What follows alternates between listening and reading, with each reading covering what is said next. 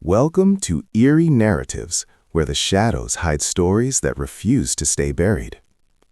Tonight's tale is called The Haunted Family Portrait. Imagine a dimly lit nursery room at night, soft moonlight filtering through lace curtains, an old wooden crib in the corner, and on the wall hangs a large, ornate vintage portrait frame.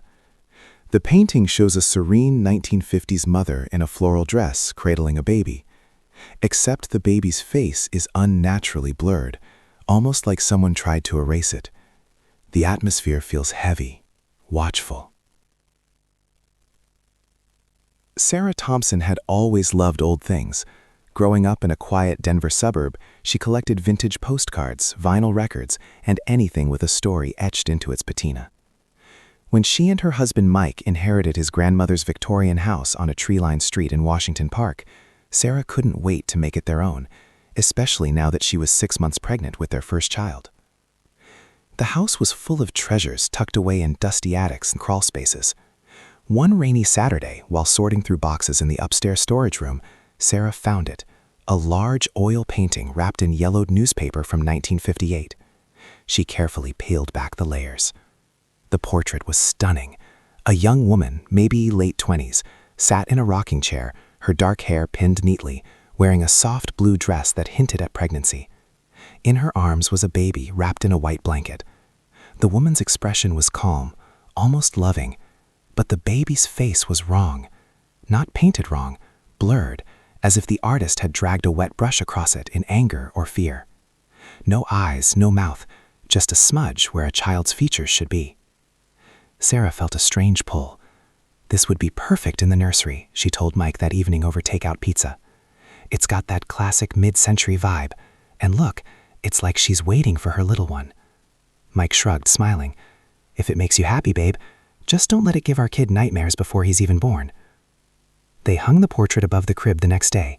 Sarah stepped back, admiring how the soft lamplight caught the oils. For a moment, she swore the woman's eyes followed her, but she laughed it off. Pregnancy brain, right? That first night, the house felt different. The old floorboards creaked more than usual. Around 2:17 a.m., Sarah woke to a sound she couldn't place. Faint, rhythmic breathing, like someone exhaling slowly near her ear. She sat up in bed, heart pounding. The nursery monitor on the nightstand was silent. No baby yet, but they tested it anyway. Then she heard it, a soft, melodic humming, a lullaby. Not quite rockabye baby, but close, slow, warped, like a record played at the wrong speed. She padded down the hallway in her robe. The nursery door was ajar. Inside, the portrait looked different. The woman's head had tilted slightly. I blinked hard. Impossible. Paintings don't move. She turned on the overhead light. Everything snapped back to normal. Just her imagination. The next few nights were worse. The humming grew louder. Sometimes it came through the baby monitor even when it was unplugged.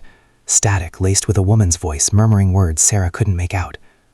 Shadows in the room seemed to stretch towards the crib, and every time Sarah looked at the portrait, the blur over the baby's face seemed less blurry. Almost like features were slowly forming, tiny eyes, a small mouth beginning to open. One evening, while Mike was at a late shift, Sarah decided to research the painting. She pried open the backing frame and found something tucked inside, a faded newspaper clipping from October 12, 1957. Tragic hit-and-run frames mother and infant. The article described a rainy night on Colfax Avenue. A pregnant woman named Eleanor Hayes, 28, was crossing the street pushing a stroller when a speeding car struck them. The driver fled. Eleanor and her 14-month-old son Tommy died at the scene. No arrests were ever made. Sarah's blood ran cold. The dates matched the newspaper used to wrap the painting. And the names. Hayes. That was Mike's grandmother's maiden name. She called Mike in a panic. Your grandma. Did she ever talk about a sister or an accident? Mike was quiet too long. Yeah, Aunt Eleanor. She was Grandma's younger sister. Died in a car crash back in the 50s. Gran never liked talking about it. Said the driver was drunk, never caught. Why? Sarah told him about the clipping, about the portrait. Mike came home early. They stood together in the nursery, staring at the painting. The woman's eyes in the portrait now looked accusatory. The baby's face was clearer, almost fully formed. A tiny, pale face staring directly out. That night, the lullaby wasn't hummed anymore. It was sung, clear, heartbroken, right inside the room. Sarah woke to find the crib rocking gently on its own. No draft, no open window. And in the portrait, the woman was no longer seated. She stood, arms outstretched towards the crib, as if reaching for something lost. Sarah screamed. Mike yanked the portrait off the wall. They tried to burn it in the backyard fire pit, but the flames wouldn't touch the canvas. They tried smashing it. The glass frame shattered, but the painting remained intact. In the end, they locked it in the basement. But the sounds didn't stop.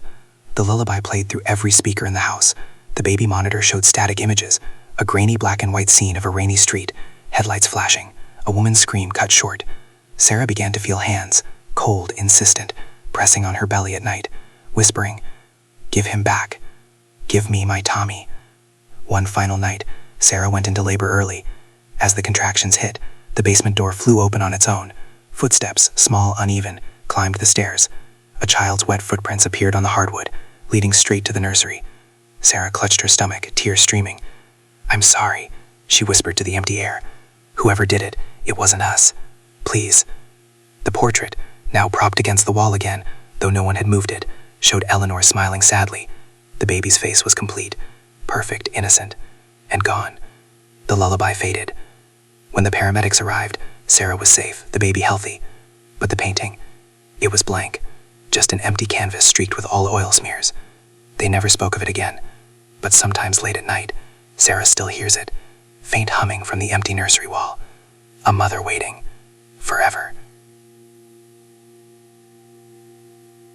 If this story chilled you to the bone, hit that like button, subscribe to Eerie Narratives for more tales from the dark side, and turn on notifications so you never miss a nightmare. Sweet dreams, or whatever's left of them. Until next time, stay eerie.